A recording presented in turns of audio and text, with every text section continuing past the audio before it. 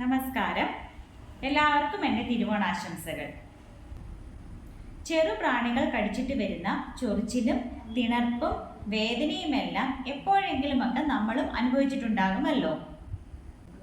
ഇതിന് ചെയ്യുന്ന first aid എന്തൊക്കെയാണെന്ന് എത്ര പേർക്കറിയാം? ഇന്ന് അതിനെപ്പറ്റി പറഞ്ഞാലോ? ഞാൻ ഡോക്ടർ ശ്രീലക്ഷ്മി VS. ഏത് പ്രാണികൾ കടിച്ചാലും നമ്മൾക്ക് ചെയ്യാൻ പറ്റുന്നതാണ് തേൻ പുരട്ടുകയോ ഐസ് വെക്കുകയോ ഉള്ളി അരിഞ്ഞ് വയ്ക്കുകയോ ചെയ്യുന്നത്. ഇത് കടിയേറ്റ ഭാഗത്തുള്ള വേദനയും ഇൻഫ്ലമേഷനും ചൊറിച്ചിലും കുറയുവാൻ സഹായിക്കുന്നു. ഇനി കടന്നലോ തേനീച്ചയാണ് കുത്തിയതെങ്കിൽ ആദ്യം തന്നെ കുത്തേറ്റ ഭാഗത്ത് അതിൻ്റെ കൊമ്പൊടിഞ്ഞിരിപ്പുണ്ടോന്ന് ശ്രദ്ധിക്കുക. അങ്ങനെ ഉണ്ടെങ്കിൽ അത് റിമൂവ് ചെയ്യേണ്ടതാണ്.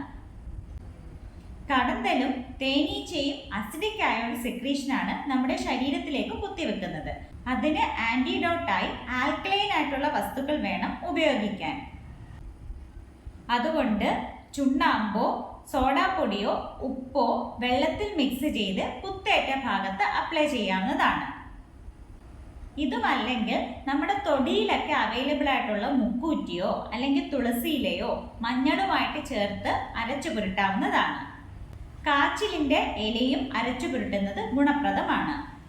ഇനി കൊതുക് കടിച്ചുണ്ടാവുന്ന ചൊറിച്ചിലും തിണർപ്പുമാണെങ്കിൽ മഞ്ഞളും തുളസിയിലയും കൂടെ അരച്ചു പുരട്ടാവുന്നതാണ്. തുമ്പനീര് പുരട്ടുന്നതും ഫലപ്രദമാണ്. പഴുതാര കടിച്ചുണ്ടാകുന്ന പ്രയാസങ്ങൾക്ക് വെളിച്ചെണ്ണ, മഞ്ഞൾ, തുളസിയില എന്നിവ ചേർത്ത് പുരട്ടാവുന്നതാണ്. വീഡിയോ ഇഷ്ടമായാൽ മറ്റുള്ളവരുടെ അറിവിലേക്കായി ഷെയർ ചെയ്യുക. വീണ്ടും മറ്റൊരു വീഡിയോയുമായി കാണാം.